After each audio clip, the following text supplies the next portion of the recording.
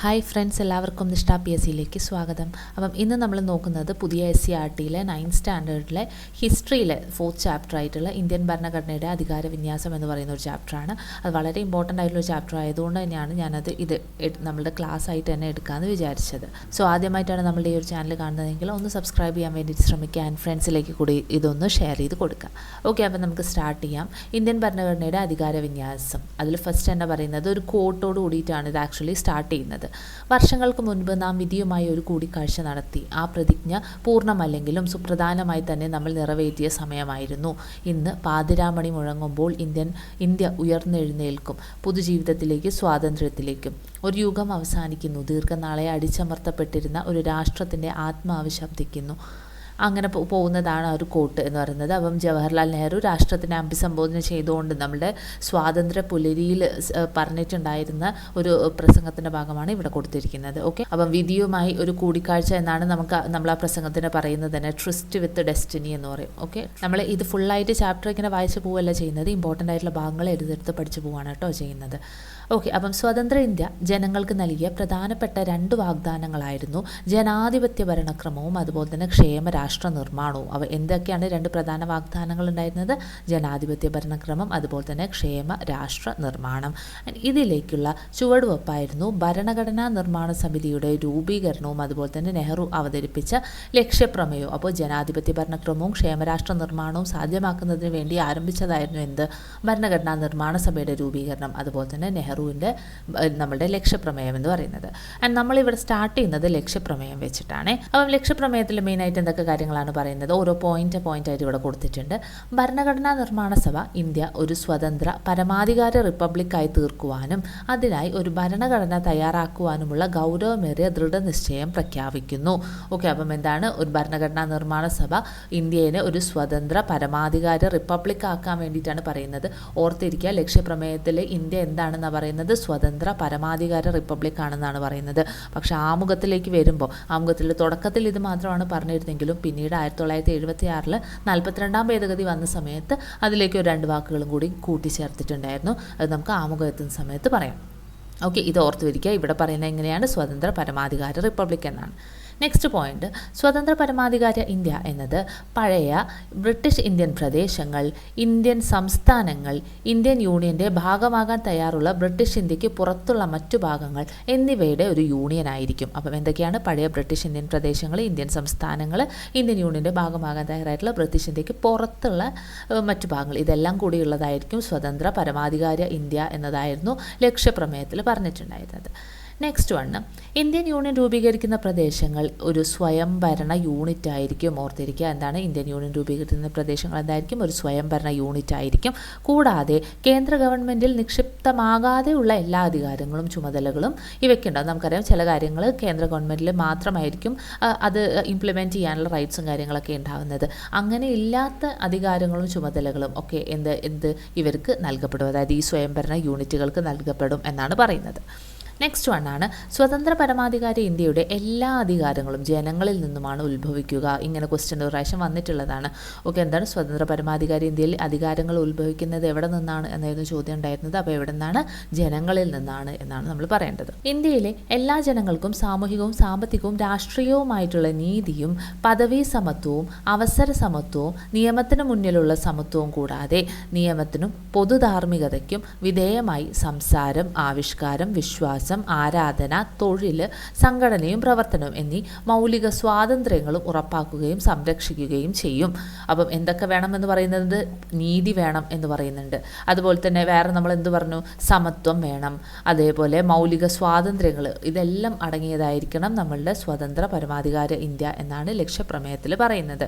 അപ്പം നമ്മൾ ലക്ഷ്യപ്രമേയത്തിൻ്റെ ഡേറ്റും കൂടി ഇതിനോടൊപ്പം ഒന്ന് ഓർത്ത് വയ്ക്കുക, ഇമ്പോർട്ടൻ്റ് ആണ്, ചോദിക്കാറുള്ളതാണ്. 1946 ഡിസംബർ 13 ജവഹർലാൽ നെഹ്റു ഈ ഒരു ലക്ഷ്യപ്രമേയം അവതരിപ്പിക്കുന്നത്.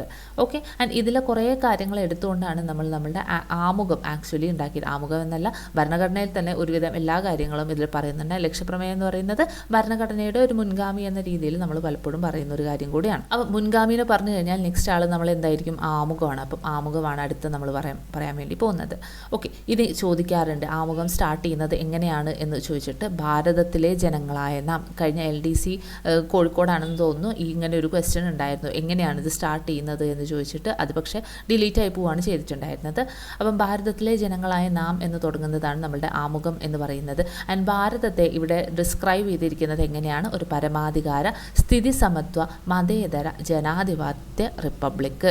ഓക്കെ, പരമാധികാര, സ്ഥിതി സമത്വം എന്ന് പറയുന്നത് സോഷ്യലിസ്റ്റിനെയാണ്. ഓക്കെ, സ്ഥിതി സമത്വ, മതേതര, ജനാധിപത്യ റിപ്പബ്ലിക് നമ്മളെപ്പോഴും ഒരു കോഡായിട്ട് പറയുന്നതാണ്. ഇപ്പോൾ സോമജെറി എന്ന് പറഞ്ഞിട്ട് നമ്മളൊരു കോഡ് പോലെ പറയാറുണ്ട്.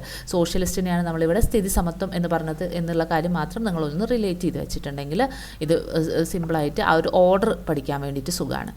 ഓക്കെ, ആൻഡ് ഇതിൽ നീതിനെ കുറിച്ചിട്ട് പറയുന്നുണ്ട്. എന്തൊക്കെ രീതികളാണ്? 3 തരത്തിലുള്ള നീതിയാണ് ഇവിടെ പറഞ്ഞിട്ടുള്ളത്. സാമൂഹ്യ നീതി, സാമ്പത്തിക നീതി, രാഷ്ട്രീയ നീതി എടുത്ത് ചോദിക്കാറുണ്ട്. ഇപ്പോഴത്തെ അതിൽ കുറച്ച് ഡീപ്പായിട്ടുള്ള ക്വസ്റ്റ്യൻസ് വരുന്ന സമയത്ത് ഇങ്ങനെ ക്വസ്റ്റ്യൻസ് വന്ന് കണ്ടിട്ടുണ്ട്. അപ്പോൾ 3 തരത്തിലുള്ള നീതിനെ കുറിച്ചിട്ടാണ് ആമുഖത്തിൽ പറയുന്നത്. സാമൂഹ്യ നീതി, സാമ്പത്തിക നീതി, രാഷ്ട്രീയ നീതി. ഇനി സ്വാതന്ത്ര്യത്തിലേക്ക് വരികയാണെങ്കിൽ എന്താണ്? ചിന്തയ്ക്കുള്ള സ്വാതന്ത്ര്യം, ആശയപ്രകടനത്തിനുള്ള സ്വാതന്ത്ര്യം, വിശ്വാസത്തിനുള്ളത്, മതനിഷ്ഠയ്ക്കുള്ളത്, ആരാധനയ്ക്ക്, അങ്ങനെ ടോട്ടൽ 5 തരത്തിലുള്ള സ്വാതന്ത്ര്യം കുറിച്ചിട്ട് ആമുഖത്തിൽ പറയുന്നുണ്ട്. 2 തരത്തിലുള്ള സമത്വത്തിനെ കുറിച്ച് പറയുന്നുണ്ട്. പദവിയിലും അവസരത്തിലുമുള്ള സമത്വം. ഓക്കെ, പദവിയിലും അവസരത്തിലുമുള്ള സമത്വം, സാമൂഹികമായിട്ടുള്ള നീതി, സാമ്പത്തികമായിട്ടുള്ള നീതി, അതുപോലെ തന്നെ രാഷ്ട്രീയമായിട്ടുള്ള നീതി, ആൻഡ് അതുപോലെ 5 സ്വാതന്ത്ര്യങ്ങളെ കുറിച്ചിട്ടുമാണ് ആമുഖത്തിൽ പറഞ്ഞിട്ടുള്ളത്. ഈ വ്യക്തികളുടെ അന്തസ്സും രാഷ്ട്രത്തിൻ്റെ ഐക്യവും അഖണ്ഡതയും ഉറപ്പുവരുത്തിക്കൊണ്ട് സാഹോദര്യം പുലർത്തണം എന്ന് പറയുന്നുണ്ട്. ഓക്കെ, അപ്പം സ്റ്റാർട്ടിങ്ങിൽ ഈ ഒരു ഐക്യവും അഖണ്ഡതയും എന്നുള്ളൊരു വാക്ക് അവിടെ ഉണ്ടായിരുന്നില്ല. പിന്നീട് 1976 42ാമത് ഭേദഗതിയിലൂടെയാണ് അവിടെ ഐക്യവും അഖണ്ഡതയും എന്ന് പറയുന്ന ആ ഒരു വാക്കുകൾ കൂട്ടിച്ചേർക്കുന്നത്. ആൻഡ് അങ്ങനെ ഈ കാര്യങ്ങളൊക്കെ കൂടി നമ്മുടെ ഭരണഘടനാ നിർമ്മാണ സഭയിൽ ഈ 1949 നവംബർ 26 ദിവസം അതിനാൽ ഈ ഭരണഘടനയെ സ്വീകരിക്കുകയും നിയമമാക്കുകയും നമുക്ക് തന്നെ പ്രദാനം ചെയ്യുകയും ചെയ്യുന്നു എന്ന് പറയുന്നുണ്ട്. അപ്പോൾ ഇത് ആർക്ക് ഡയറക്റ്റ് ചെയ്തിട്ടുള്ളതാണ്? ജനങ്ങൾക്ക് തന്നെ ഡയറക്റ്റ് ചെയ്തുകൊണ്ടാണ് ഈ ആമുഖം വന്നിട്ടുള്ളത്. ആൻഡ് ആമുഖം നിലവിൽ വന്ന വർഷം ഡേറ്റ് ഉറപ്പായിട്ടും പഠിച്ചിരിക്കേണ്ടതാണ്. 1949 നവംബർ 26.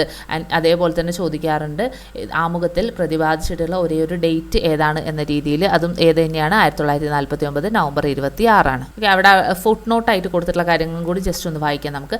1976 ഭരണഘടനയിൽ 42ാം ഭേദഗതിയിലെ ആക്ട് 2 വകുപ്പ് പ്രകാരം പരമാധികാര ജനാധിപത്യ റിപ്പബ്ലിക് എന്നതിന് പകരം, ഈ പരമാധികാര ജനാധിപത്യ റിപ്പബ്ലിക് നമ്മൾ നേരത്തെ എവിടെയാണ് കണ്ടത്? ലക്ഷ്യപ്രമേയത്തിൽ കണ്ടു. ഇതിന് പകരമായിട്ട് അവിടെ പുതിയ കാര്യങ്ങൾ ചേർത്തു എന്നുണ്ട്. പരമാധികാര സോഷ്യലിസ്റ്റ് ജനാധിപത്യ റിപ്പബ്ലിക് എന്ന് നമ്മൾ ചേർത്തു എന്ന് പറയുന്നു. ആൻഡ് ഇത് നിലവിൽ വന്നത്, ഈ ഒരു 42ാം ഭേദഗതി നിലവിൽ വന്നത് എന്നാണ് എന്ന് ചോദിച്ചിട്ടുണ്ടെങ്കിൽ അത് എപ്പോഴാണ്? അത് ജാനുവരി 3, 1977 ഓക്കെ, ജാനുവരി 3, 1977 ഈ ഒരു 42ാം ഭേദഗതി നിലവിൽ വന്നിട്ടുള്ളത്. അതേപോലെ തന്നെ ഇവിടെ പറയുന്നുണ്ട്, നേരത്തെ രാഷ്ട്രത്തിൻ്റെ ഐക്യം എന്ന് മാത്രമായിരുന്നു ആമുഖത്തിൽ ഉണ്ടായിരുന്നതെങ്കിൽ പിന്നീട് അത് മാറ്റിയിട്ട് രാഷ്ട്രത്തിൻ്റെ ഐക്യവും അഖണ്ഡതയും എന്ന് കൂട്ടിച്ചേർത്തു എന്ന് പറയുന്നുണ്ട്. ക്യാബിനറ്റ് മിഷന്റെ നിർദ്ദേശപ്രകാരമാണ് നമ്മളുടെ രാജ്യത്തിന് ഒരു ഭരണഘടന വേണം എന്ന് നമ്മൾ തീരുമാനിക്കുന്നത്. അങ്ങനെ അവരുടെ നിർദ്ദേശപ്രകാരം 1946 ഡിസംബർ 6 നമ്മളൊരു ഭരണഘടനാ നിർമ്മാണ സമിതി കൊണ്ടുവരുന്നു. അപ്പം ഏതാണ് വർഷം ഓർത്തിരിക്കുക? 46 ഡിസംബർ 6 എന്ത് വരുന്നത്? ഭരണഘടനാ നിർമ്മാണ സമിതി വരുന്നത്. ആൻഡ് ഇതേ വർഷം ഡിസംബർ 9 മുതൽ 23 വരെ, ഓക്കെ, ഡിസംബർ 9 മുതൽ 23 വരെയാണ് ഈ ഒരു ഭരണഘടനാ സമിതിയുടെ ആദ്യത്തെ സമ്മേളനം നടക്കുന്നത്. ചോദിക്കുന്ന വർഷവും കാര്യങ്ങളാണ്. ഡിസംബർ 9 to 23 വരെയാണ് എന്ത് സ്റ്റാർട്ട് ഉണ്ടായിരുന്നത്? നമ്മൾ ആദ്യത്തെ ഭരണഘടനാ സമിതിയുടെ സമ്മേളനം ഉണ്ടായിട്ടുണ്ടായിരുന്നത്. ആൻഡ് 1946 ഡിസംബർ 9 മുതൽ 2 വർഷവും 11 മാസവും 17 ദിവസവും നീണ്ടുനിന്ന ഒരു മഹത്തായ പ്രക്രിയയിലൂടെ നിർമ്മിച്ചതാണ് നമ്മുടെ ഇന്ത്യൻ ഭരണഘടന എന്ന് പറയുന്നത്. അപ്പോൾ ടോട്ടൽ ഇന്ത്യൻ ഭരണഘടനാ നിർമ്മാണ സമിതി എത്ര കാലത്തോളം ഉണ്ടായിരുന്നു? അതെ, 2 വർഷം 11 മാസം 17 ദിവസം. ഓക്കെ, 2 വർഷം 11 മാസം 17 ദിവസമായിരുന്നു ഇന്ത്യൻ ഭരണഘടനാ നിർമ്മാണ സമിതി ഉണ്ടായിരുന്നത്.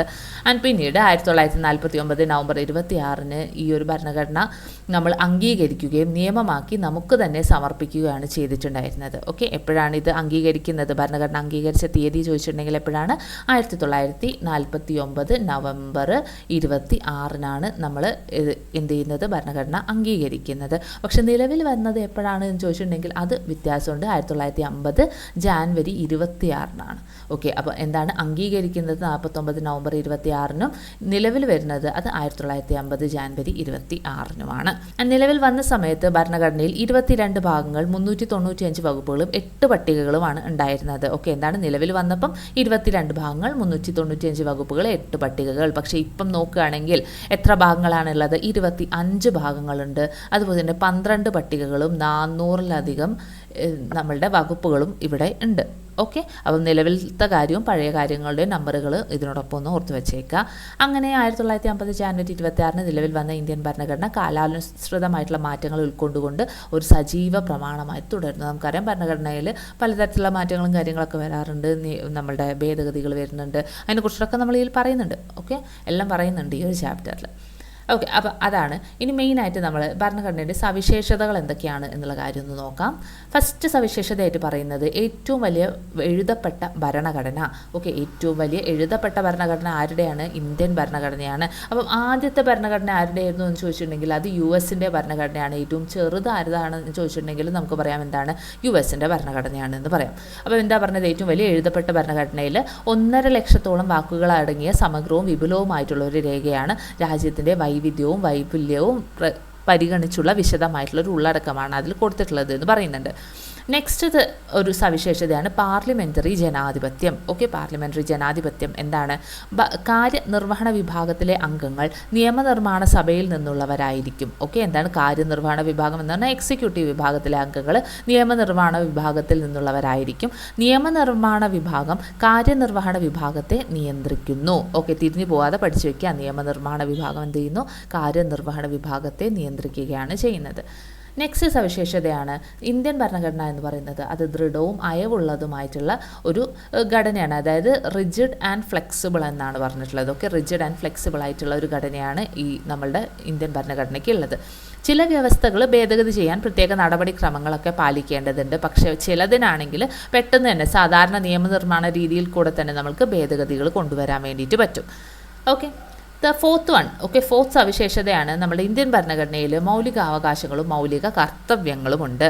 മൗലികാവകാശങ്ങൾ എന്ന് പറഞ്ഞാൽ എന്താണ്? ഓരോ വ്യക്തിക്കും രാഷ്ട്രം ഉറപ്പുവരുത്തേണ്ട അടിസ്ഥാന അവകാശങ്ങളെയാണ് നമ്മൾ മൗലികാവകാശങ്ങൾ എന്ന് പറയുന്നത്. അപ്പോൾ മൗലികാവകാശങ്ങളുടെ ഏത് ഭാഗത്തിൽ വരുന്നതാണ് എന്നുള്ള രീതിയിൽ ചോദിക്കാറുണ്ട്. പാർട്ട് 3 ആർട്ടിക്കിൾസ് 12 മുതൽ 35 വരെയാണ് മൗലികാവകാശങ്ങളെ കുറിച്ചിട്ട് പറഞ്ഞിട്ടുള്ളത്. ഇനി മൗലിക കർത്തവ്യങ്ങൾ അഥവാ ഫണ്ടമെൻ്റൽ ഡ്യൂട്ടീസ് എന്ന് പറഞ്ഞിട്ടുണ്ടെങ്കിൽ പൗരൻ രാഷ്ട്രത്തോടും സമൂഹത്തോടും പാലിക്കേണ്ട ഉത്തരവാദിത്തങ്ങളെയാണ് നമ്മൾ ഫണ്ടമെൻ്റൽ ഡ്യൂട്ടീസ് അഥവാ മൗലിക കർത്തവ്യങ്ങൾ എന്ന് പറയുന്നത്. ആൻഡ് ഇതിനെക്കുറിച്ച് പറയുന്നത് പാർട്ട് 4A 51A എന്ന ആർട്ടിക്കിളിലാണ്. ഓക്കെ, പാർട്ട് 4A 51A ആർട്ടിക്കിളിലാണ് ഇതിനെക്കുറിച്ചിട്ട് പറഞ്ഞിട്ടുള്ളത്. നെക്സ്റ്റ് വണ്ണാണ് മാർഗ്ഗനിർദ്ദേശ തത്വങ്ങൾ. ഭാവി രാഷ്ട്രത്തിന്റെ സാമൂഹിക സാമ്പത്തിക അഭിവൃദ്ധിക്കായി രാഷ്ട്രത്തിന് നൽകിയിട്ടുള്ള നിർദ്ദേശങ്ങളെയാണ് നമ്മൾ മാർഗ്ഗനിർദ്ദേശക തത്വങ്ങൾ എന്ന് പറയുന്നത്. മാർഗ്ഗനിർദ്ദേശക തത്വങ്ങളൊക്കെ കുറച്ചധികം ആയിട്ട് തന്നെ പഠിക്കാനുണ്ട്. നന്നായിട്ട് ആ ഒരു ഭാഗം നോക്കിപ്പോ അതിൽ നിന്ന് ഒത്തിരിയധികം ക്വസ്റ്റ്യൻസ് വരാറുള്ളതാണ്. ഓക്കെ, ആറാമത്തെ സവിശേഷതയാണ് ദ്വിമണ്ഡല നിയമനിർമ്മാണ സഭകൾ. അപ്പം ഇന്ത്യൻ ഭരണഘടനയിൽ എന്ത് പറയുന്നുണ്ട്? ഇന്ത്യയുടേത് ഒരു ദ്വിമണ്ഡല നിയമനിർമ്മാണ സഭയാണ് എന്ന് പറയുന്നുണ്ട്. മൊത്തം ജനത്തെയും പ്രതിനിധീകരിക്കുന്ന അധോസഭ അഥവാ ലോക്സഭ ഉണ്ട്. അതുപോലെ തന്നെ നിയമനിർമ്മാണത്തിൽ രണ്ടാമതൊരു ചിന്തയ്ക്കായിട്ട് സംസ്ഥാനങ്ങളെ പ്രതിനിധീകരിക്കുന്ന ഉപരിസഭയും ഉണ്ട്. ശക്തമായ കേന്ദ്ര ഗവൺമെൻറ്റോട് കൂടിയിട്ടുള്ള ഫെഡറലിസം. ഓക്കെ, ശക്തമായിട്ടുള്ള കേന്ദ്ര ഗവൺമെൻറ്റോട് കൂടിയ ഒരു ഫെഡറലിസം. അത് എന്താ ഉദ്ദേശിക്കുന്നത്? അധികാരം കേന്ദ്രത്തിനും സംസ്ഥാനങ്ങൾക്കുമായിട്ട് വേർതിരിക്കുന്നു. ഫെഡറലിസം എന്ന് പറഞ്ഞിട്ടുണ്ടെങ്കിൽ തന്നെ ഡിസ്ട്രിബ്യൂഷൻ ഓഫ് ആ ഒരു പവറിനെയാണ് നമ്മൾ ഫെഡറലിസം എന്ന രീതിയിൽ പറയുന്നത്. അപ്പം അധികാരം കേന്ദ്രത്തിനും സംസ്ഥാനത്തിനുമായിട്ട് വേർതിരിച്ചു കൊടുക്കുന്നുണ്ട്. എങ്കിലും കേന്ദ്രത്തിന് മേൽക്കൈ നൽകുന്ന ചില സവിശേഷ അധികാരങ്ങൾ ഭരണഘടനയിൽ ഉൾപ്പെടുത്തിയിട്ടുണ്ട്. ഓക്കെ, ടോട്ടലി എല്ലാം ഡിവൈഡ് ചെയ്ത് കൊടുക്കില്ല. ചില കാര്യങ്ങളിൽ കേന്ദ്രത്തിനാണ് കൂടുതൽ പ്രയോറിറ്റിയും കാര്യങ്ങളൊക്കെ ഉള്ളത്. നെക്സ്റ്റ് പോയിൻ്റാണ് സ്വതന്ത്രവും നിഷ്പക്ഷവുമായിട്ടുള്ള നീതിന്യായ വ്യവസ്ഥ. നിയമനിർമ്മാണ കാര്യനിർവഹണ വിഭാഗങ്ങളുടെ നിയന്ത്രണത്തിൽ അല്ലാത്ത കോടതി സംവിധാനം. അപ്പം ആരും ബയസ്ഡ് ആവാത്ത ഒരു കോടതി സംവിധാനമാണ് ഇന്ത്യക്കുള്ളത് എന്നാണ് പറഞ്ഞിട്ടുള്ളത്. നെക്സ്റ്റ് വണ്ണാണ് സ്വതന്ത്ര ഭരണഘടനാ സ്ഥാപനങ്ങൾ. ജനാധിപത്യ വ്യവസ്ഥയും വിപുലവും അർത്ഥപൂർണവുമാക്കുന്നതിന് സ്വതന്ത്ര സ്വഭാവമുള്ള ഭരണഘടനാ സ്ഥാപനങ്ങളുണ്ട്. ഓക്കെ, ഭരണഘടനാ സ്ഥാപനങ്ങൾ എന്ന് പറയുമ്പോൾ തന്നെ നമുക്കറിയാം, സിമ്പിളായിട്ട് ഓർക്കുകയാണെങ്കിൽ ഭരണഘടനയിൽ ആർട്ടിക്കിൾസ് ഉള്ള സ്ഥാപനങ്ങൾ ഏതൊക്കെയാണോ അതിനെയാണ് നമ്മൾ ഭരണഘടനാ സ്ഥാപനങ്ങൾ എന്ന് പറയുന്നത്. ഓക്കെ, അതായത് ഇലക്ഷൻ കമ്മീഷൻ, അങ്ങനെയുള്ള കുറച്ച് കമ്മീഷനും കാര്യങ്ങളൊക്കെ ഉണ്ടല്ലോ, ന്യൂനപക്ഷ കമ്മീഷൻ, ഇവരൊക്കെ നമുക്ക് ആർട്ടിക്കിൾസ് ഉള്ളതാണ് ഭരണഘടനാ സ്ഥാപനങ്ങൾ എന്ന് പറയുന്നത്. അപ്പം നമ്മൾ നേരത്തെ പറഞ്ഞു ഫെഡറലിസത്തിനെ കുറിച്ചെന്ന് പറഞ്ഞില്ലേ. ഭരണഘടനയുടെ അടിസ്ഥാനത്തിൽ അധികാരം 2 തലത്തിലേക്ക് വിഭജിക്കപ്പെടുന്ന ഭരണ സംവിധാനത്തിനെയാണ് നമ്മൾ ഫെഡറലിസം എന്ന് പറയുന്നത്. ഓക്കെ, എന്താണ് ഭരണഘടനയുടെ അടിസ്ഥാനത്തിൽ അധികാരം 2 തലത്തിലേക്ക് വിഭജിക്കുന്നതിനെയാണ് നമ്മൾ ഫെഡറലിസം എങ്കിൽ, കേന്ദ്ര ഗവൺമെൻറ്റും സംസ്ഥാന ഗവൺമെൻറ്റുകളും അധികാരം പങ്കിടുന്ന ഭരണ ക്രമീകരണം ആണ് ഫെഡറലിസം. ഓക്കെ, എന്താണ് കേന്ദ്ര ഗവൺമെൻറ്റും സംസ്ഥാന ഗവൺമെൻറ്റും അധികാരം പങ്കിടുന്ന ഭരണ ക്രമീകരണത്തിന് നമ്മൾ എന്ത് പറയുന്നത്, ഫെഡറലിസം എന്ന് പറയുന്നത്. ഫസ്റ്റ് നമ്മൾ നോക്കുന്നത് ഭാഗം 1 ഓക്കെ, ഭാഗം 1 ആർട്ടിക്കിൾ 1 പറയുന്ന കാര്യം. ഓക്കെ, ആർട്ടിക്കിൾ 1 പറയുന്നതാണ് യൂണിയനും അതിൻ്റെ ഭൂപ്രദേശത്തെ കുറിച്ചിട്ട്. ഓക്കെ, അപ്പം അതിലെന്തൊക്കെയാണ് പറയുന്നത്, ഇന്ത്യ അതായത് ഭാരതം സംസ്ഥാനങ്ങളുടെ ഒരു യൂണിയൻ ആയിരിക്കുന്നതാണ് എന്ന് പറയുന്നുണ്ട്. ഓക്കെ, പിന്നെന്ത് പറയുന്നു, സംസ്ഥാനങ്ങളും അവയുടെ ഭൂപ്രദേശങ്ങളും 1-ാം പട്ടികയിൽ പറഞ്ഞിട്ടുള്ള വിധം ആയിരിക്കുന്നതാണ്. ഭാരതത്തിൻ്റെ ഭൂപ്രദേശത്തെക്കുറിച്ചിട്ട് പറയുന്നുണ്ട്. അതിൻ്റെ കുറച്ച് സബ്ബായിട്ടുള്ളതാണ് സംസ്ഥാനങ്ങളുടെ ഭൂപ്രദേശങ്ങളും 1-ാം പട്ടികയിൽ പറഞ്ഞിട്ടുള്ള യൂണിയൻ പ്രദേശങ്ങളും ആർജിക്കുന്ന മറ്റു ഭൂപ്രദേശങ്ങളും. ഓക്കെ, ഇതെല്ലാം തന്നെ ആർട്ടിക്കിൾ 1 അതിൻ്റെ സബ് ക്ലോസസ് ആയിട്ട് പറഞ്ഞിട്ടുള്ള കാര്യങ്ങളാണ്. ഇതെന്തായാലും ഒന്ന് ഇരുത്തി പഠിച്ചു വയ്ക്കുക കേട്ടോ. ഇന്ത്യൻ ഭരണഘടനയുടെ 1-ാമത്തെ അനുച്ഛേദം നിങ്ങൾ വായിച്ചുവല്ലോ. ഇത് പ്രകാരം ഇന്ത്യ അതായത് ഭാരതം സംസ്ഥാനങ്ങളുടെ ഒരു യൂണിയൻ ആയിരിക്കും. എന്നാൽ ഭരണഘടനയിൽ ഒരിടത്തും ഇന്ത്യ ഒരു ഫെഡറൽ രാഷ്ട്രമാണ് എന്ന് പരാമർശിക്കുന്നില്ല. ഈ ഒരു പോയിന്റ് ഓർത്തിരിക്കുക, സ്റ്റേറ്റ്മെന്റ് രൂപത്തിലൊക്കെ ചോദിക്കാവുന്നതാണ്. അപ്പം എന്താണ്, ഭരണഘടനയുടെ ഒരിടത്തും ഇന്ത്യ ഒരു ഫെഡറൽ രാഷ്ട്രമാണ് എന്ന് പരാമർശിക്കുന്നില്ല എന്നിവിടെ വ്യക്തമായിട്ട് പറയുന്നുണ്ട്. അപ്പം നമുക്ക് നോക്കാം ഇന്ത്യൻ ഫെഡറലിസത്തിൻ്റെ സവിശേഷതകൾ എന്തൊക്കെയാണ്. ഓക്കെ, നമ്മൾ പറഞ്ഞു ഫെഡറലിസം എന്ന് പറഞ്ഞിട്ടുണ്ടെങ്കിൽ എന്തായിരുന്നു, ആ ഡിസ്ട്രിബ്യൂഷൻ ഓഫ് പവറിന്, കേന്ദ്രത്തിനും സംസ്ഥാനങ്ങൾക്കും ഇടയിൽ ഡിസ്ട്രിബ്യൂഷൻ ഓഫ് പവറിനെയാണ് നമ്മൾ ഫെഡറലിസം എന്ന് പറയുന്നത്. ഓക്കെ, അപ്പോൾ ഫസ്റ്റ് വൺ കേന്ദ്ര സംസ്ഥാന അധികാര വിഭജനം. നമുക്കറിയാം അല്ലേ, കേന്ദ്ര സംസ്ഥാനങ്ങളുടെ അധികാര വിഭജനമാണ്. അധികാര വിഭജനത്തിൽ കൂടുതൽ വിഷയങ്ങളും പ്രധാന അധികാരങ്ങളും ആർക്കാണ്, കേന്ദ്രത്തിനായിരിക്കും. അതും ഓർത്തിരിക്കുക. സ്വതന്ത്രവും നിഷ്പക്ഷവുമായിട്ടുള്ള ഒരു നീതിന്യായ വ്യവസ്ഥയുണ്ട്. അർദ്ധ ഫെഡറൽ സംവിധാനമാണ് ഇന്ത്യക്കുള്ളത്. അപ്പം ഇന്ത്യ എന്താണ്, ഒരു പൂർണ്ണ ഫെഡറൽ സംവിധാനമല്ല, അതൊരു ഒരു സെമി ഫെഡറൽ സംവിധാനമാണ്. ഇനി കേന്ദ്രത്തിനും സംസ്ഥാനങ്ങൾക്കുമായിട്ട് ഒരു പൊതു ഭരണഘടന. ഓക്കെ, എന്താണ്, കേന്ദ്രത്തിനും സംസ്ഥാനങ്ങൾക്കും ഒരു പൊതു ഭരണഘടനയാണ് ഉള്ളത്. ഭരണഘടനയുടെ പരമാധികാരം നമുക്ക് കാണാൻ പറ്റും.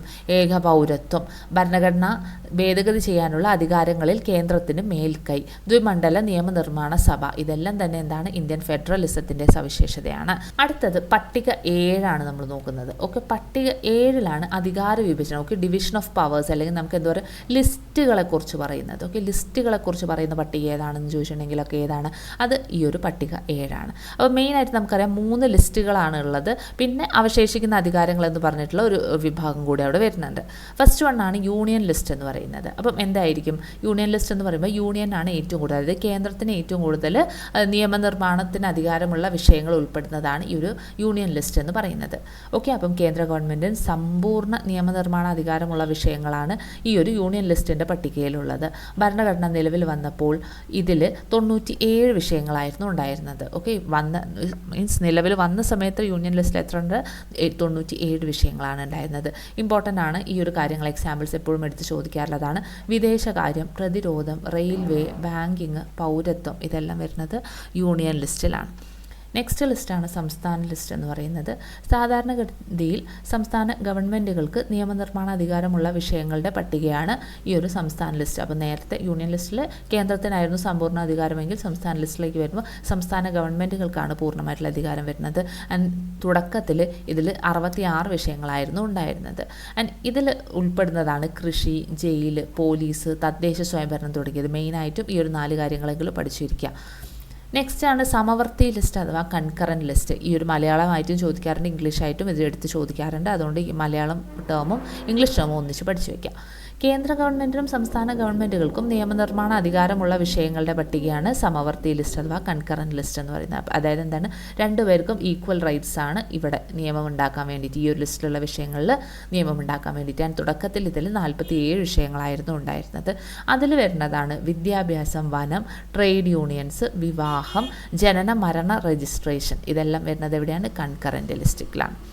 ഇനി കേന്ദ്രത്തിനും അതുപോലെ തന്നെ ബാക്കിയുള്ള സംസ്ഥാന ലിസ്റ്റിലും സമവർത്തി ലിസ്റ്റിലും ഇതിലൊന്നിലും ഉൾപ്പെടാത്തത് കുറച്ച് വിഷയങ്ങളൊക്കെ ഉണ്ടാവുമല്ലോ. ആ വിഷയങ്ങളെല്ലാം കൂടി വരുന്നതാണ് ഈ ഒരു അവശേഷിക്കുന്ന അധികാരങ്ങൾ അഥവാ റെസിജ്വറി പവേഴ്സ് എന്ന് പറയുന്നത്.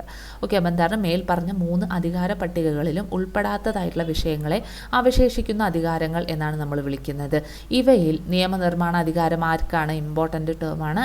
ആർക്കാണ്? അത് കേന്ദ്ര ഗവൺമെൻറ്റിനായിരിക്കും. അപ്പം അവശിഷ്ടാധികാരങ്ങൾ റെസിജ്വറി പവേഴ്സിൽ കേന്ദ്ര മീൻസ് അധികാരം ആർക്കാണ് വരുന്നത്? നിയമനിർമ്മാണത്തിന് അത് കേന്ദ്ര ഗവൺമെൻറ്റിനാണ്. ഇതിലൊരു ഒറ്റ ഉദാഹരണം മാത്രമേ നമ്മളിവിടെ പഠിക്കുന്നുള്ളൂ, സൈബർ നിയമങ്ങൾ. ഓക്കെ, സൈബർ നിയമങ്ങൾ വരുന്നത് അവശേഷിക്കുന്ന അധികാരങ്ങളിലാണ്.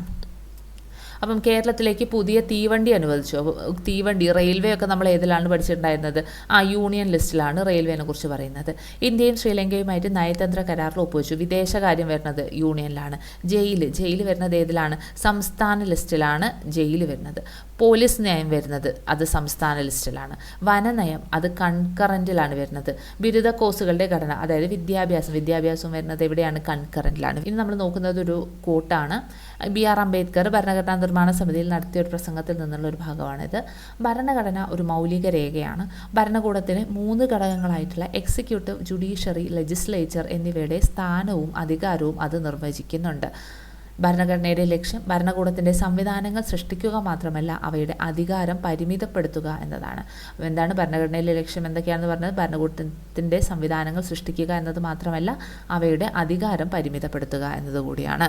കാരണം ഘടകങ്ങളുടെ അധികാരത്തിന്മേൽ ഒരു പരിധിയും ഏർപ്പെടുത്തിയിട്ടില്ലെങ്കിൽ സമ്പൂർണ്ണ സ്വേച്ഛാധിപത്യവും പൂർണ്ണമായിട്ടുള്ള അടിച്ചമർത്തലും ഉണ്ടാകും. അപ്പം എല്ലായിടത്തും ഒരു കൺട്രോളും കാര്യങ്ങളും വേണം. അല്ലെങ്കിൽ എന്താണ് സ്വേച്ഛാധിപത്യത്തിലേക്കും അതുപോലെ തന്നെ അടിച്ചമർത്തലിലേക്കും ഒക്കെ പോകാനുള്ള ചാൻസസ് ഉണ്ട് എന്ന് അദ്ദേഹം അന്ന് തന്നെ ഭരണഘടനാ നിർമ്മാണ സമിതിയിൽ പറഞ്ഞിട്ടുണ്ടായിരുന്ന ഒരു കാര്യമായിരുന്നു. അപ്പം നേരത്തെ നമ്മൾ അധികാര വിഭജനത്തിനെ കുറിച്ചിട്ട് പറഞ്ഞു. ഓക്കെ, 3 ലിസ്റ്റിലായിട്ട് അധികാരങ്ങൾ വിഭജിക്കുന്ന കാര്യങ്ങൾ നമ്മൾ പറഞ്ഞിട്ടുണ്ടായിരുന്നു. ഇത് അധികാരങ്ങളെ വേർതിരിക്കലാണ്. ഓക്കെ, സെപ്പറേഷൻ ഓഫ് പവേഴ്സ് 3ആയിട്ടാണ് നമ്മൾ അധികാരങ്ങളെ വേർതിരിച്ചിട്ടുള്ളത്.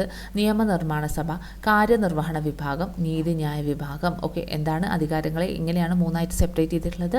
നിയമനിർമ്മാണ സഭ, കാര്യനിർവഹണ വിഭാഗം, നീതിന്യായ വിഭാഗം. ഓക്കെ, ഫസ്റ്റ് വൺ ആണ് നിയമനിർമ്മാണ സഭ അഥവാ ലെജിസ്ലേച്ചർ എന്ന് പറയുന്നത്. സിമ്പിളായിട്ട് നമ്മളുടെ ഭാഷയിൽ പറയുകയാണെങ്കിൽ എന്താണ് നമ്മൾ പറയുന്നത്? പാർലമെൻറ്റിനെ കുറിച്ചിട്ടാണ്. ഓക്കെ, പാർലമെൻറ്റിനെ കുറിച്ചിട്ടാണ്. ഇന്ത്യയുടെ നിയമനിർമ്മാണ സഭയുടെ പേരാണ് പാർലമെൻറ്റ്. രാജ്യത്തിന് ആവശ്യമായിട്ടുള്ള നിയമങ്ങൾ നിർമ്മിക്കുക. നമുക്കറിയാം അല്ലേ, പാർലമെൻറ്റിൽ വെച്ചിട്ടാണ് എല്ലാ നിയമങ്ങളും കാര്യങ്ങളൊക്കെ വരുന്നത്. രാജ്യത്തിന് ആവശ്യമായിട്ടുള്ള നിയമങ്ങൾ നിർമ്മിക്കുന്നത് എവിടെ വെച്ചാണ്? പാർലമെൻറ്റിൽ വെച്ചിട്ടാണ്. വിവിധമായിട്ടുള്ള ജനാഭിലാഷങ്ങളെ മുൻനിർത്തിയും കാലാനുസൃതമായിട്ടുള്ള പരിവർത്തനങ്ങളെ സാധ്യമാക്കുന്നതിനും പുതിയ ലക്ഷ്യങ്ങൾ സാക്ഷാത്കരിക്കുന്നതിനും വേണ്ടി ഇവിടെ നിയമങ്ങൾ നിർമ്മിക്കാറുണ്ട്. ആൻഡ് മെയിനായിട്ട് ഈ ഒരു പാർലമെൻറ്റിൽ 2 സഭകളാണ് വരുന്നത്, ലോക്സഭയും രാജ്യസഭയും. ഓക്കെ, അതുകൊണ്ട് തന്നെ നമുക്ക് എന്ത് പറയാൻ വേണ്ടിയിട്ട് പറ്റും? ഇന്ത്യയുടെ പാർലമെൻറ്റ് എന്ന് പറയുന്നത് ഒരു ദ്വിമണ്ഡല നിയമനിർമ്മാണ സഭയാണ്. അപ്പോൾ പാർലമെൻറ്റ് എന്താണ്? ഒരു ദ്വിമണ്ഡല നിയമനിർമ്മാണ സഭയാണ്. അപ്പോൾ പറഞ്ഞേ പാർലമെൻറ്റിനെ കുറിച്ച് പറയുന്ന ആർട്ടിക്കിൾ ഏതാണ് എന്ന് ചോദിച്ചിട്ടുണ്ടെങ്കിൽ അത് ഏതായിരുന്നു? ആർട്ടിക്കിൾ 79 ആണ് കേട്ടോ. ആർട്ടിക്കിൾ 79ലാണ് നമ്മൾ പാർലമെൻറ്റിനെ കുറിച്ചിട്ട് പറയുന്നത്. നിയമനിർമ്മാണ സഭയുടെ ചുമതലകൾ എന്തൊക്കെയാണ് എന്ന് നോക്കാം. പാർലമെൻറ്റ് പ്രധാനപ്പെട്ടിട്ടുള്ള ചുമതലകൾ എന്താണ്? മെയിനായിട്ട് നമുക്കറിയാം, നിയമങ്ങൾ നിർമ്മിക്കണം, പൊതുഖജനാവിൻ്റെ സംരക്ഷകനായിട്ട് പ്രവർത്തിക്കണം. ഓക്കെ, പാർലമെൻറ്റ് എന്തൊക്കെ ചെയ്യുന്നുണ്ട്? നിയമങ്ങൾ നിർമ്മിക്കുന്നു, പൊതുഖജനാവിൻ്റെ സംരക്ഷകനായിട്ട് പ്രവർത്തിക്കുന്നു, രാഷ്ട്രപതി ഉപരാഷ്ട്രപതി തെരഞ്ഞെടുപ്പുകളിൽ പങ്കാളികളാകുന്നു, എക്സിക്യൂട്ടീവിനെ നിയന്ത്രിക്കുന്നു, ഇംപീച്ച്മെൻറ്റ് നടപടിക്രമങ്ങളിൽ ജുഡീഷ്യൽ അധികാരിയായിട്ട് പ്രവർത്തിക്കുന്നു, ഭരണഘടനാ ഭേദഗതികൾ പരിഗണിക്കുകയും അംഗീകരിക്കുകയും ചെയ്യുന്നു. ഇതെല്ലാം ചെയ്യുന്നത് ആരാണ്? പാർലമെൻറ്റാണ്. ഇമ്പോർട്ടൻ്റ് ആയിട്ടുള്ള പോയിൻ്റാണ്, എടുത്ത് ചോദിക്കാവുന്നതാണ് കേട്ടോ. ഓക്കെ, ഇതിലേതാണ് ഉൾപ്പെടാത്തത് എന്ന രീതിയിലൊക്കെ ചോദിക്കാവുന്നതാണ്. അതുകൊണ്ട് ഈ ഒരു പോയിൻറ്റ്സ് നന്നായിട്ട് നോക്കി വയ്ക്കാം. ഓക്കെ, അപ്പം പാർലമെൻറ്റിൻ്റെ 2 സഭകളെക്കുറിച്ച് പറഞ്ഞു. ഓരോ സഭകളെക്കുറിച്ചിട്ട് നമുക്ക് നോക്കാം.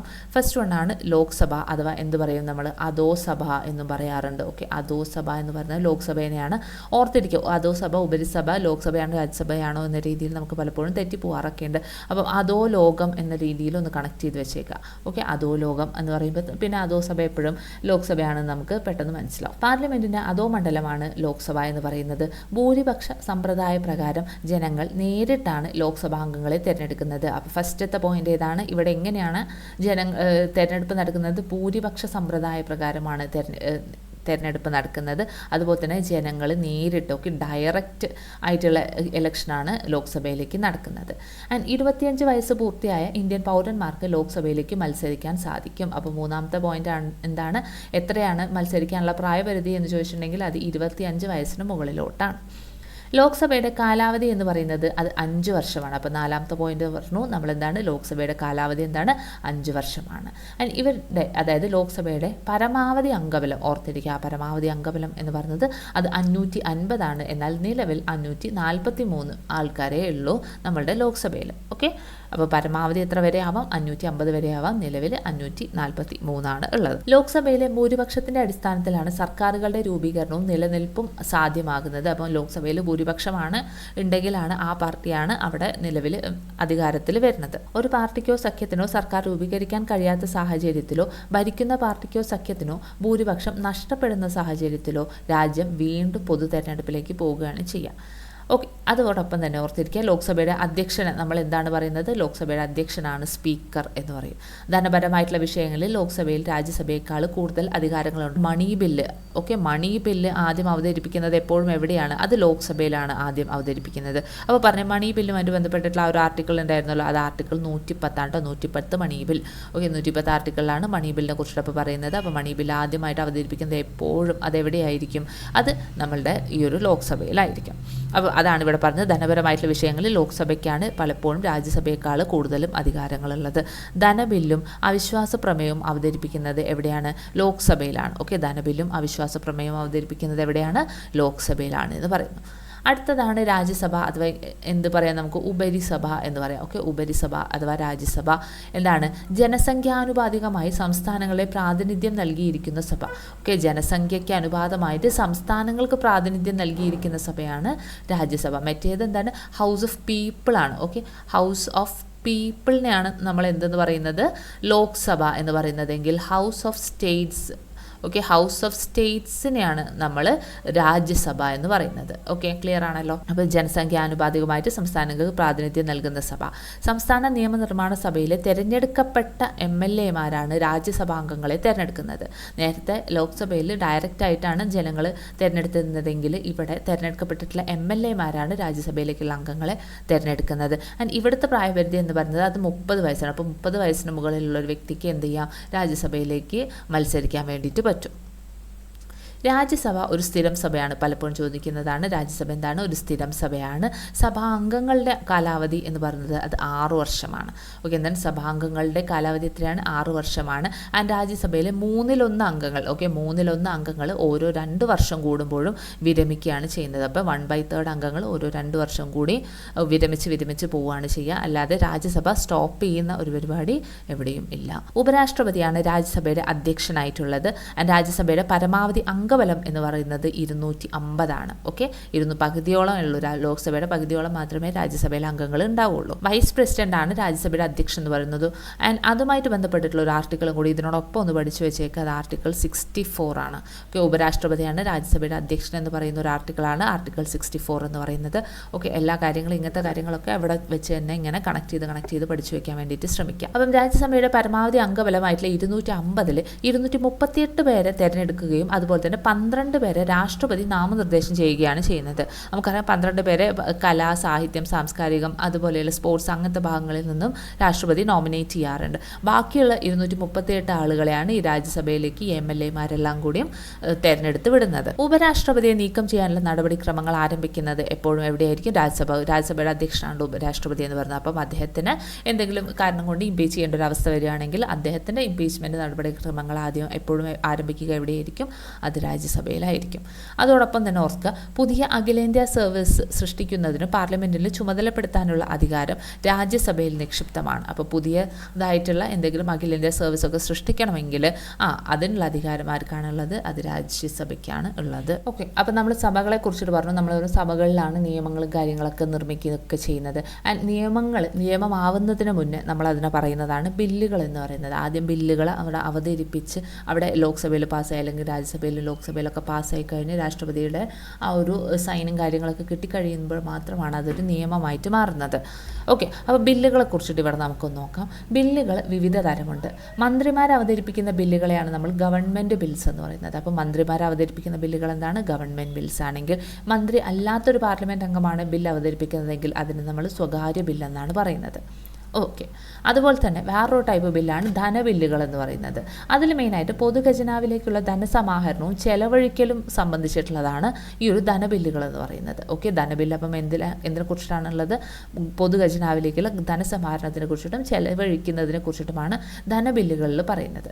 ആൻഡ് ഈ ഒരു ധനബില്ല് ലോക്സഭയിലാണ് ആദ്യം അവതരിപ്പിക്കുന്നത്. നേരത്തെ നമ്മൾ പറഞ്ഞു മണി ബില്ല് ആർട്ടിക്കിൾ 110 ആ ഒരു കാര്യമാണ് അവിടെ പറയുന്നത്. ആൻഡ് ധനബിൽ അല്ലാത്ത ബില്ലുകളെ നമ്മൾ എന്തെന്ന് പറയും? ധനേതര ബില്ലുകൾ. ഓക്കെ, ധനേതര ബില്ലുകൾ എന്നാണ് പറയുന്നത്.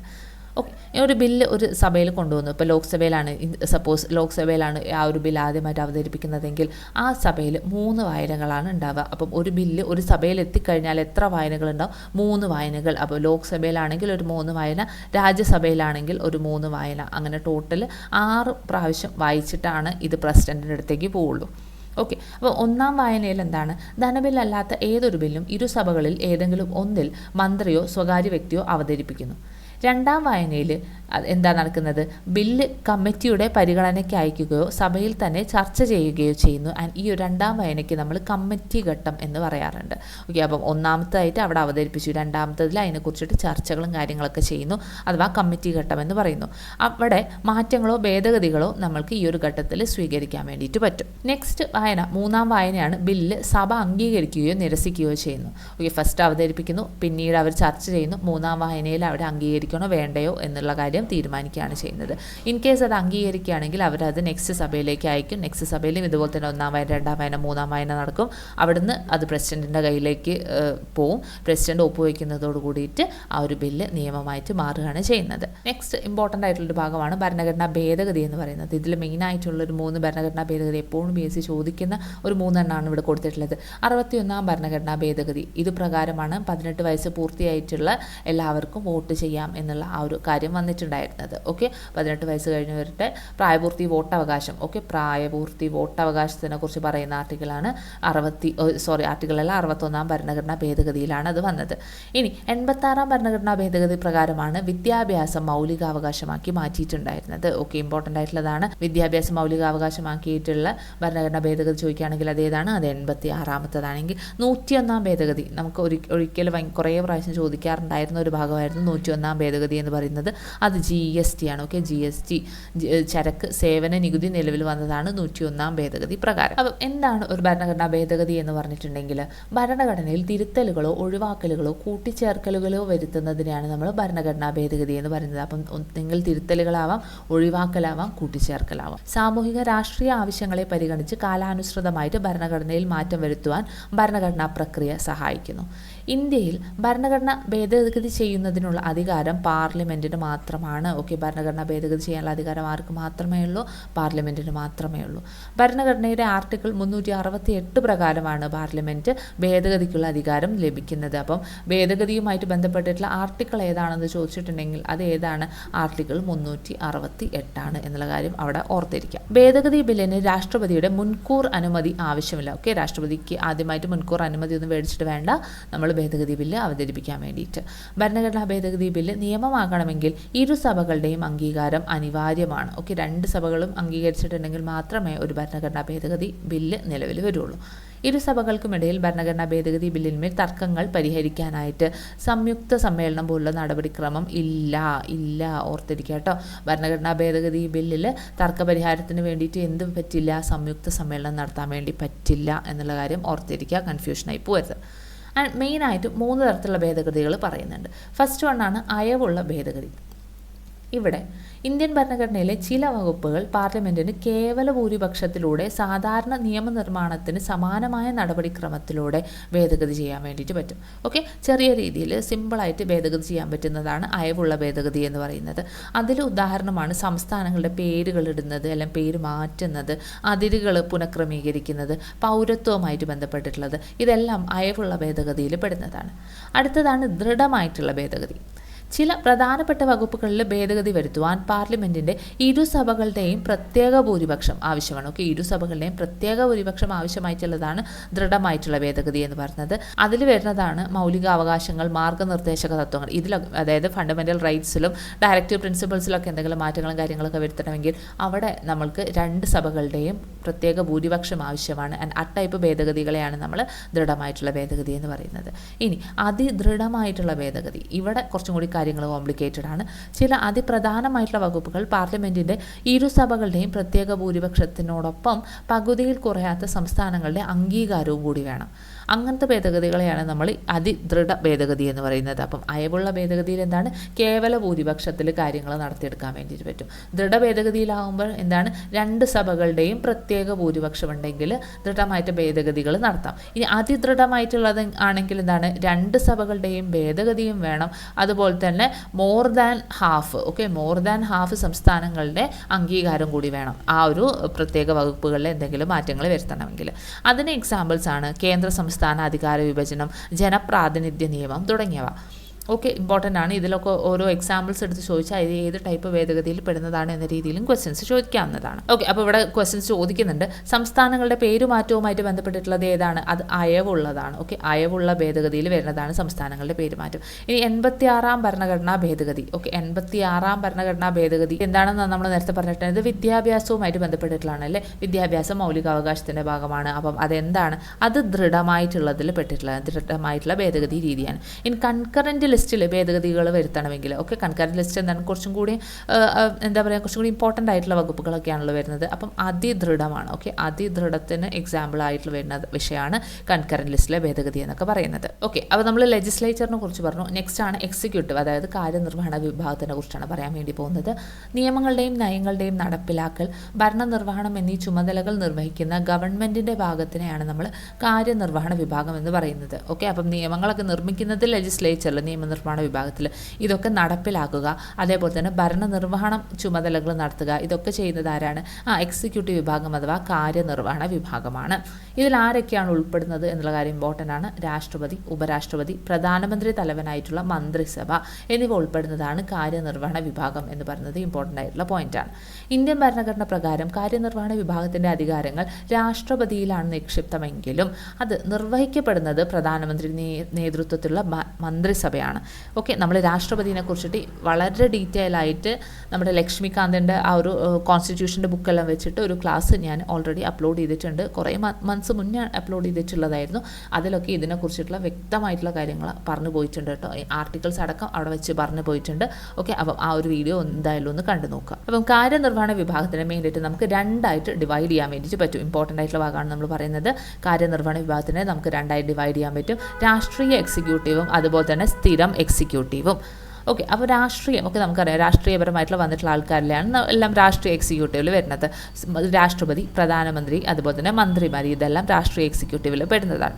നെക്സ്റ്റ് ആണ് സ്ഥിരം എക്സിക്യൂട്ടീവ്. ആ സ്ഥിരം എക്സിക്യൂട്ടീവ് ആവാൻ വേണ്ടിയിട്ടാണ് നമ്മൾ ഇതെല്ലാം ഇപ്പോൾ ഇത് പഠിക്കുന്നത്. അതായത് ഉദ്യോഗസ്ഥ വൃന്ദം ഏത് എക്സിക്യൂട്ടീവ് പെട്ടതാണെന്ന് ചോദിച്ചിട്ടുണ്ടെങ്കിൽ അതേതാണ്, അത് സ്ഥിരം എക്സിക്യൂട്ടീവിൽ പെട്ടിട്ടുള്ളതാണ്.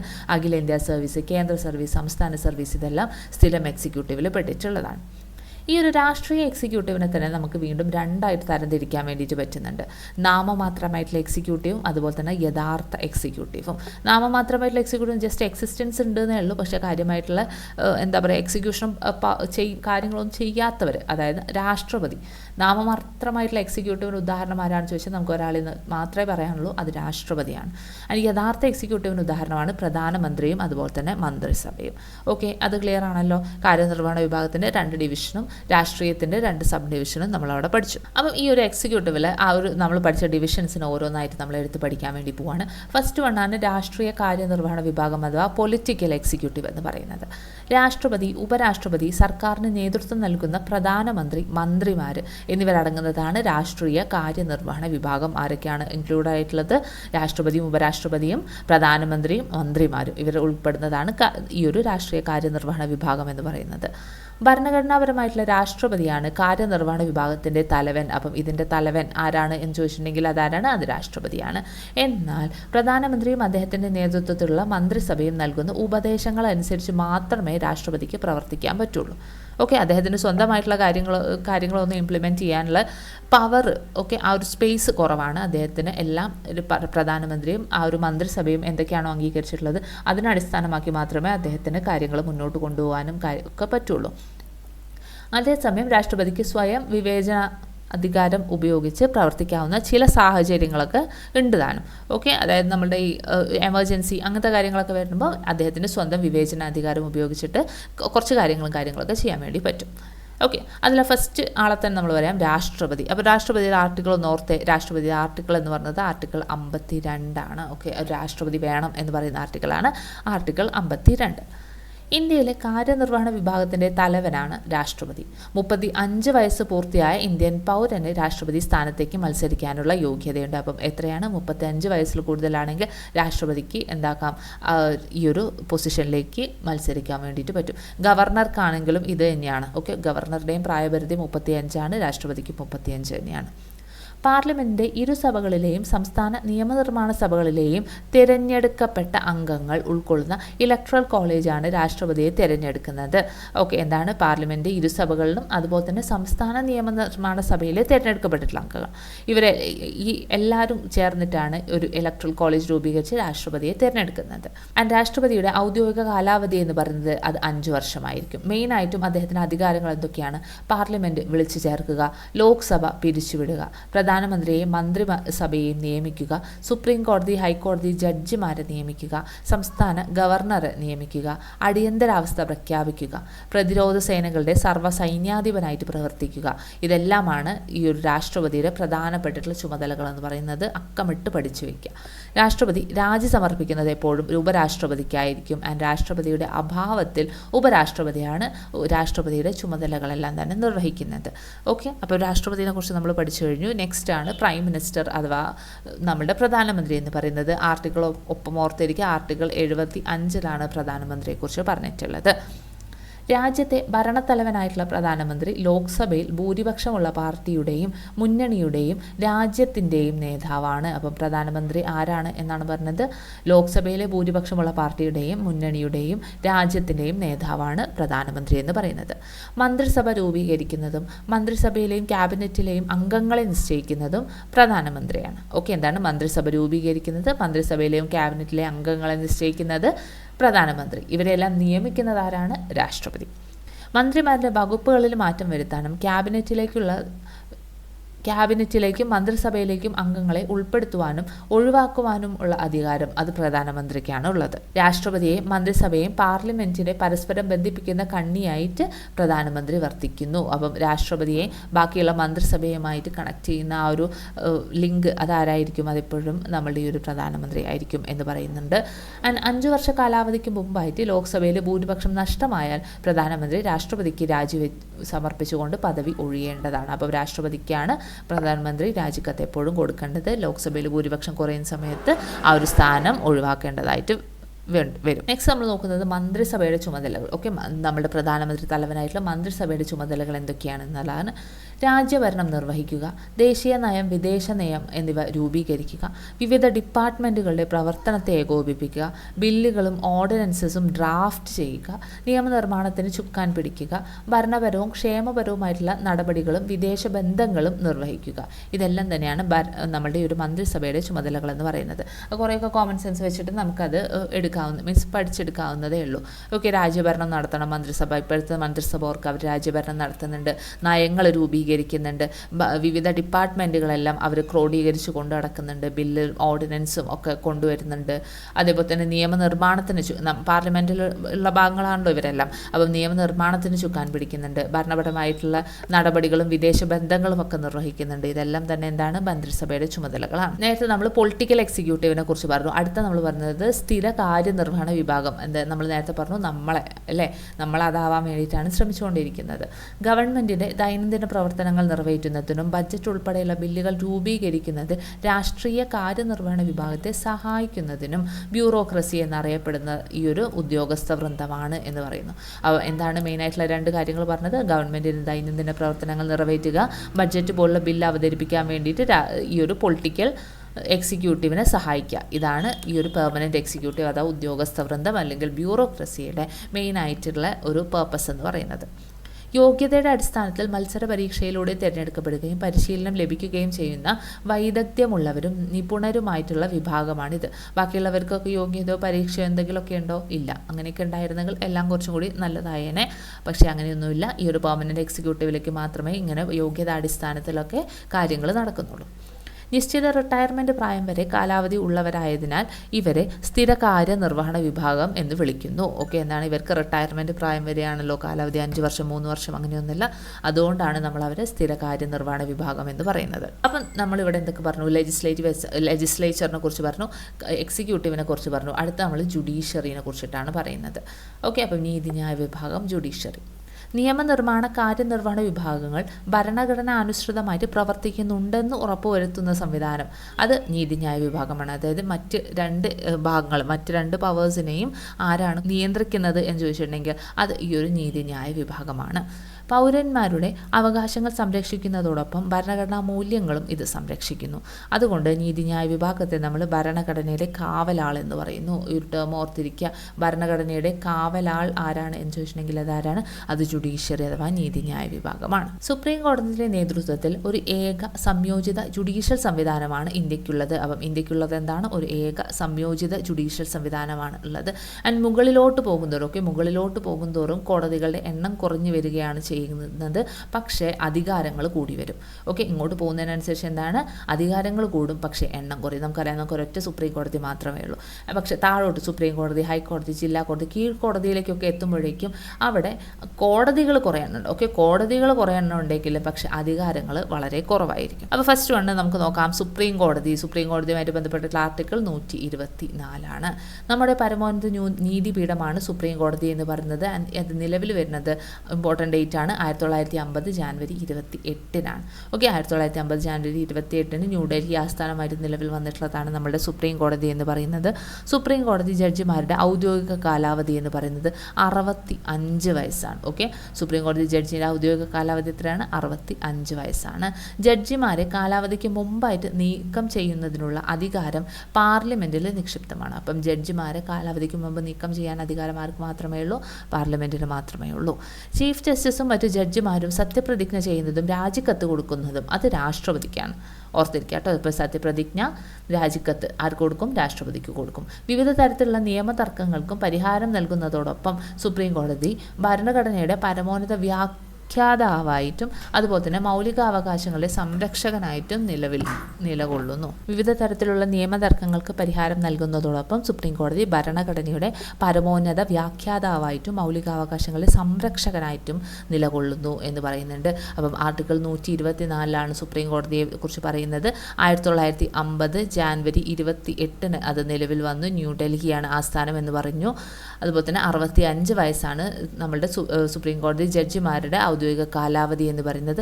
പാർലമെൻറ്റിന് മാത്രമേ അവരെ ആ ഒരു പൊസിഷനിൽ നിന്നും നീക്കം ചെയ്യാനുള്ള അധികാരമുള്ളൂ. ആൻഡ് രാജിക്കത്ത് സമർപ്പിക്കുന്നതും അതുപോലെ തന്നെ സത്യപ്രതിജ്ഞ ചൊല്ലുന്നതും ഒക്കെ ആരുടെ മുന്നിലാണ്? പ്രസിഡൻറ്റിൻ്റെ മുന്നിലാണ് എന്ന് നമ്മൾ പറഞ്ഞു അല്ലേ. അത്ര കാര്യങ്ങളാണ് സുപ്രീം കോടതിയെ കുറിച്ച് പറഞ്ഞത്. ഇനി സുപ്രീം കോടതിയുടെ അധികാരങ്ങൾ നോക്കാം.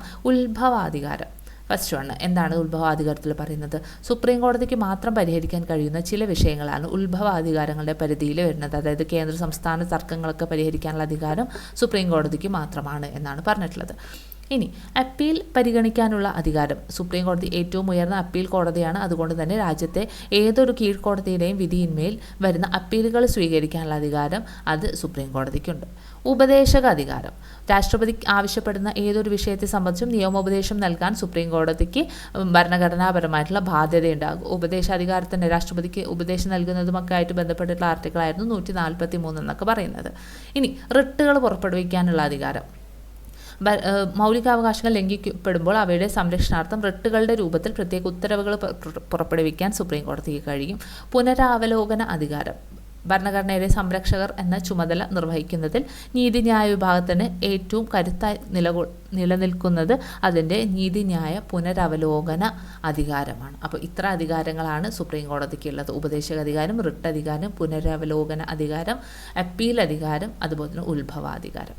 അപ്പോൾ നീതിന്യായ പുനരവലോകനം എന്ന് പറഞ്ഞു ജുഡീഷ്യൽ റിവ്യൂവിനെയാണ് പറയുന്നത്. ആർട്ടിക്കിൾ 13 പറയുന്ന ഒരു കാര്യമാണ് ജുഡീഷ്യൽ റിവ്യൂ എന്ന് പറയുന്നത്. എന്താണ് അതിൽ പറഞ്ഞിട്ടുള്ളത്? പാർലമെൻറ്റ് പാസ്സാക്കുന്ന നിയമങ്ങളുടെയും കാര്യനിർവഹണ വിഭാഗം പുറപ്പെടുവിക്കുന്ന ഉത്തരവുകളുടെയും ഭരണഘടനാ സാധുത പരിശോധിക്കുകയും അവ ഭരണഘടനയുടെ വാക്കുകൾക്കോ അർത്ഥത്തിനോ വിരുദ്ധമാണെന്ന് ബോധ്യമായാൽ അവയെ ഭരണഘടനാ വിരുദ്ധമെന്ന് പ്രഖ്യാപിക്കുവാനുള്ള സുപ്രീം കോടതിയുടെ പ്രത്യേക അധികാരത്തിനെയാണ് നമ്മൾ ജുഡീഷ്യൽ റിവ്യൂ എന്ന് പറയുന്നത്.